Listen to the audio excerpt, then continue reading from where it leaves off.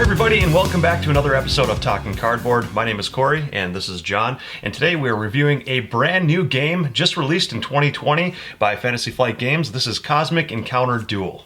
Alright, so getting right into it with the gameplay. John, how do you play this two-player game? So this is kind of a, what would you say, I don't know if you call it like a deck management game or whatnot, but each player has a deck of cards that have value of -2 to 42 on them. Both decks are exactly the same at the beginning. You're fighting over control of these planets. You have quite a few different resources kind of going on. You have your cards, you've got this supply of your ships that you're sending to the planets to try to take it over and doing your duel at. And then you've got these double-sided tactics token, I think, or something along those lines. So really you're balancing all this to fight over these worlds, and while you're doing this, it's really just the highest value of your card plus these reinforcement cards you can get plus the number of ships you have at the planet is kind of what gives you the edge, or what do they call it, the clout? Yeah, the clout, in order to win the planet. And basically the game is just first to 5 planets controlled, you win the game. I guess the other caveats are there's some envoys out there from 3 different like federations, I guess, of aliens.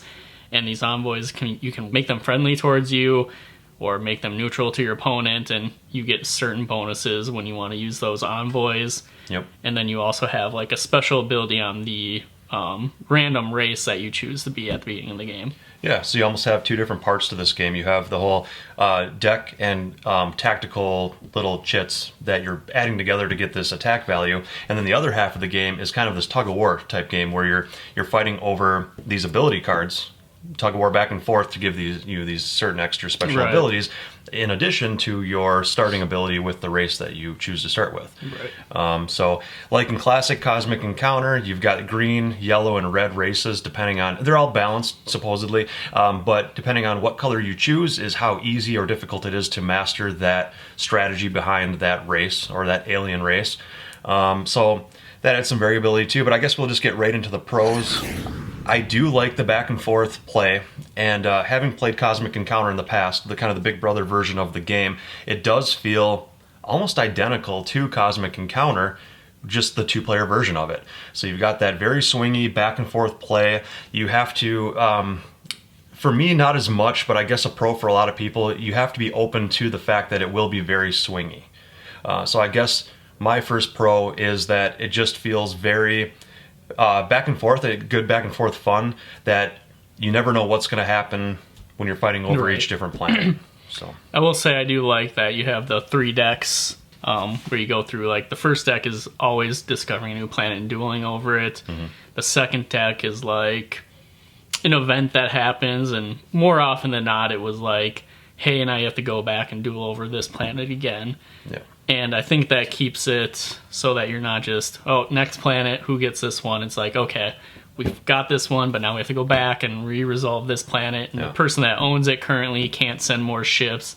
And I think that's pretty cool. You're just not throwing out planets and fighting over them, and then whoever has the most at the end wins. So that's really neat. It kind of, you never know when you're going back to a planet that's already been revealed. Yep. So it's kind of like, you know, you're preparing to a certain extent on the cards in your hand on what you want to use to win these planets, but you got to be prepared. Every once in a while, you're going back to a previous planet that has already been discovered, to where you have to prepare to maybe regain control or defend it if you already control it. Yeah, and it also forces you to be better about managing the ships you have, because as ships are destroyed, they're put into the warp.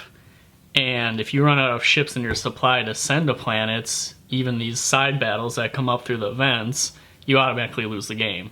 So if you're sitting there thinking, oh, I've got 3 ships to send to the next dual planet that we discover, well, now all of a sudden you're going back to that other planet, maybe you're forced to send so many ships, and now you're sitting at 0 ships going into that final, or next planet battle, which would mean you lose the game. Right. So you just have to think about that a little more, like, you can't always send the max number of ships to each planet for each duel. Yeah, you really have to manage how many ships you're sending. That's a big resource in the game. Very valuable, because if you run out, like John said, you're out of the game.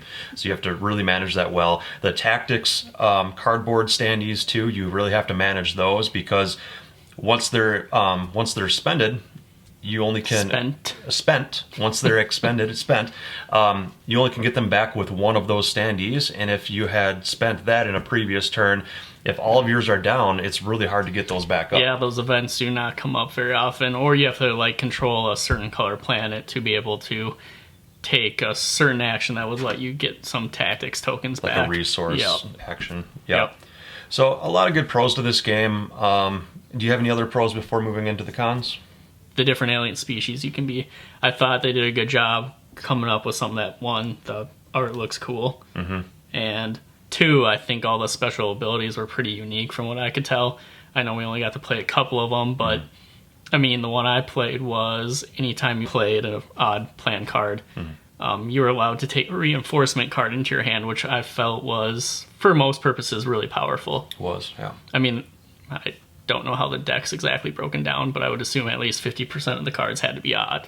So it kind of made planning for those bigger battles, even if I had a smaller valued card, as long as it was odd, that means I'm at least getting that plus something. Yeah. So, and that's a big part of the strategy in this game too, because if you play out your entire hand, you get to draw back up to your hand limit. So it's like, do you want to play it all out really quickly to replenish, or do you want to get more of those reinforcement cards to help go back and forth more than your opponent?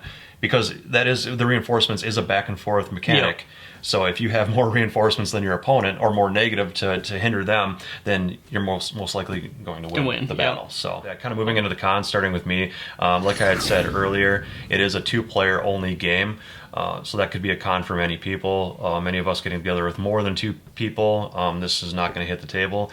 And also another thing too, for me, like I said, it could be some people's pro, but for me, it's a little bit more of a con, is the swinginess in the game. It just feels just really swingy. I mean, you could feel very ahead in the early game, and then all of a sudden somebody, I don't know if I'd call it luck, but they can really swing the game in their favor, and you might feel like you can't even get back into it. Yeah, I would agree with that.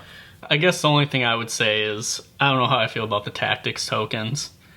I don't know if they add a lot to the game. I mean, you can kind of predict easily what your opponent's going to use, or maybe we just suck, I don't know. But it's like, if someone throws out 3 ships and you threw out 2, you can almost anticipate that you're probably going to throw out, like, destroy 3 ships against them, and they'll know, okay, I'll just use my 2 shield or something. And I don't know, I could see, there's definitely some envoys and of the species class cards that I think bolster those tactics cards, and maybe we just haven't ran into any of those yet that really help that out. Which maybe if it makes it stronger or weaker, that kind of gives them more of a impact into the game. Yeah, because there is a wide variety of alien factions in this game, so we haven't touched them all by all means, but that could help with that. But yeah, I guess just kind of adding on to that con is it does feel like it's such a short game. It's a short period of time. You're only trying to win the 5 planets, so you're kind of throwing out your highest card almost every time, or the second to highest card to win that planet.